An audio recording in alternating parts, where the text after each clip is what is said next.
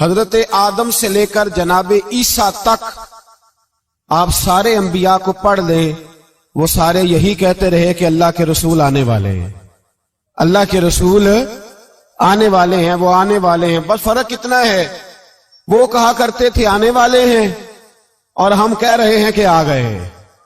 بس ساری امتیں حضور کا ہی ذکر کرتی رہیں۔ وہ کہا کرتے تھے کہ علامہ اسماعیل حقی نے تفسیر روح البیان میں لکھا ہے، امام سیوطی نے الخصائص الکبریٰ میں لکھا ہے، جناب آدم کے انتقال کا وقت آیا تو اپنے بیٹے حضرت شیس کو بلایا اور بلا کر کے فرمانے لگے، شیس میں جا رہا ہوں بیٹے، لیکن یاد رکھنا ساری زندگی ایک کام نہ بھولنا۔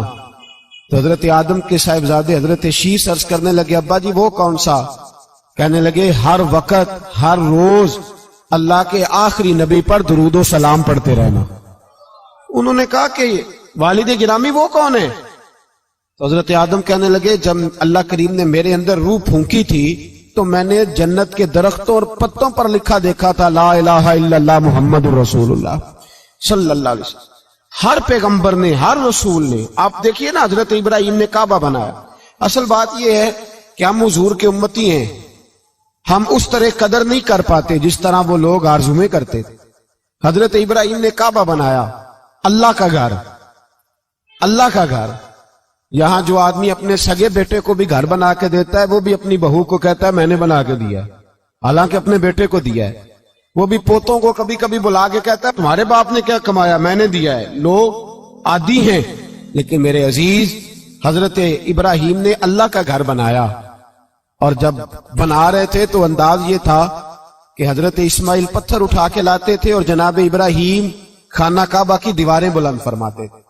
اس عالم میں جب بنا چکے تو عرض کرنے لگے، یا اللہ کعبہ میں نے بنا دیا ہے، اسے آباد کرنے والا رسول بھی عطا فرما دے۔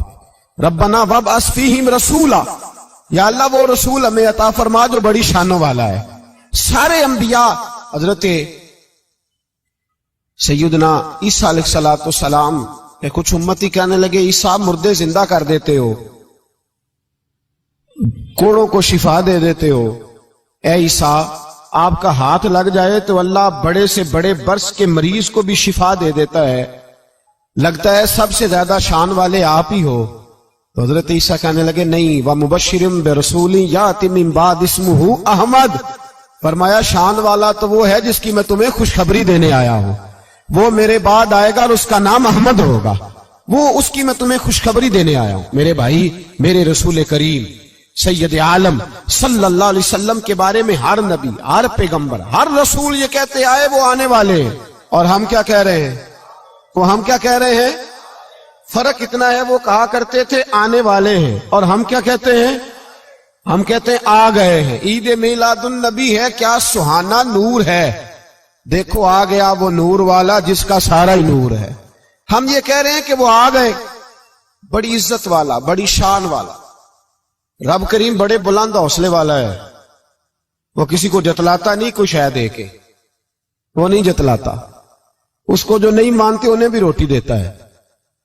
جس نے ساری عمر نماز نہیں پڑھی اللہ نے اسے بھی بچے عطا فرمائے، اس نے ساری زندگی نافرمانی کی رب نے اسے بھی نعمتیں دی، کسی نعمت پر احسان نہیں جتلایا، لیکن فرمایا میرے نبی کے غلاموں ذرا ہوش سے رہنا، ذرا ہوش سے۔ ساری زندگی برادریوں پر ہی فخر کرتے رہے ہو، ساری زندگی بینک بیلنس اور جائیداد اور مال پر ہی تم نے فخر کیا ہے، فرمایا ایک فخر والی چیز میں تمہیں دے رہا ہوں، اور میں تمہیں بتا رہا ہوں لقد من اللہ علی المؤمنین اذ بعث فیہم رسولا۔ اور یار اس پہ کبھی غور تو کرو، اس پہ کبھی غور تو کرو، احسان جتلانا کوئی چھوٹی سی بات ہے؟ اور پھر مالک جس کے حوصلے پر کوئی کلام ہی نہیں کر سکتا، وہ مالی کے شان جتلا کے تجھے کہتا ہے او مسلمان تو چھوٹا سمجھتا ہے، تو شاید ہلکا جانتا ہے، ہوش کر، اور اپنے اندر کے مصطفیٰ کریم کے اس غلام کو بیدار کر۔ رب فرماتا ہے میں نے تمہارے اوپر بڑا ہی احسان کیا، میں نے بڑا ہی احسان کیا۔ یا اللہ کیا؟ فرمایا اذ بعث فیہم رسولا، میں نے تمہیں اپنا شانوں والا رسول عطا کیا ہے۔ دل کا دریچہ باز کرنا چاہیے، اور یا رسول اللہ جن کا تو آقا ہے ان کو ناز کرنا چاہیے۔ اب تھوڑا مسلمان ہونے پہ بھی فخر کرو، کبھی کوئی پوچھے تو اسے بتایا کرو ہم رسول اللہ کے غلام ہیں، یہ بھی ہماری برادری ہے اور یہ سب سے بڑی برادری. اس برادری کے اندر بھی لوگوں کو لائیں. آپ کو پتہ ہے میلاد انقلاب کا نام ہے. میلاد جب تک نہیں ہوا تھا تو بیٹیاں زندہ دفن ہوتی تھیں. آپ علماء سے یہ سن تو لیتے ہیں پر ذرا اس معاشرے کی بے حسی تو دیکھو. بیٹی جان ہوتی ہے باپ کی, بیٹی رونق ہوتی ہے گھر کی.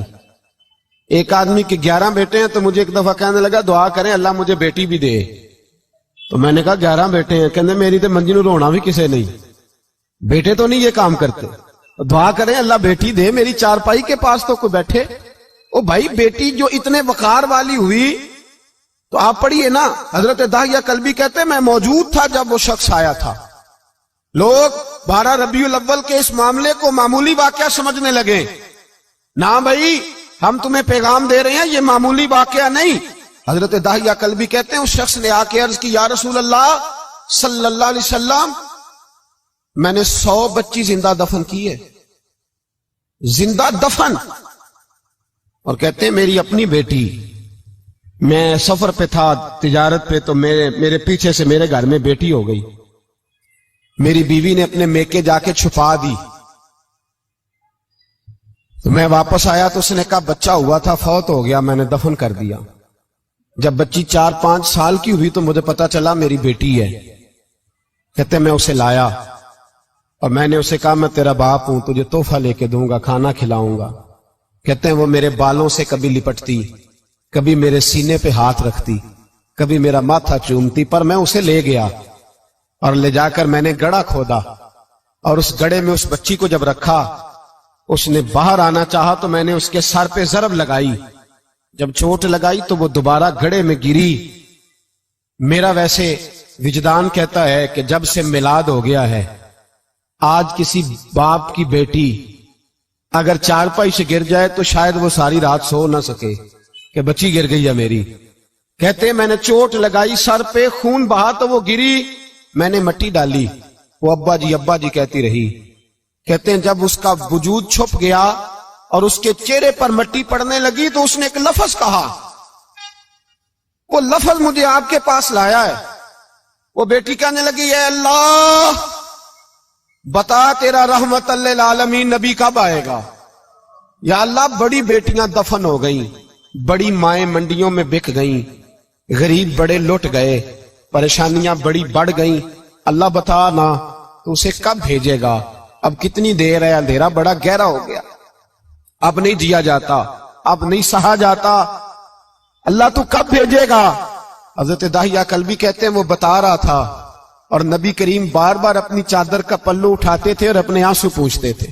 بار بار چادر کا پلو اٹھاتے تھے اور آنسو پوچھتے تھے, بار بار اٹھاتے تھے آنسو پوچھتے تھے. حضرت داہیہ کلبی کہتے ہیں حضور نے پوچھا تیری جرت کیسے ہوئی, تو حوصلہ کہاں سے لایا.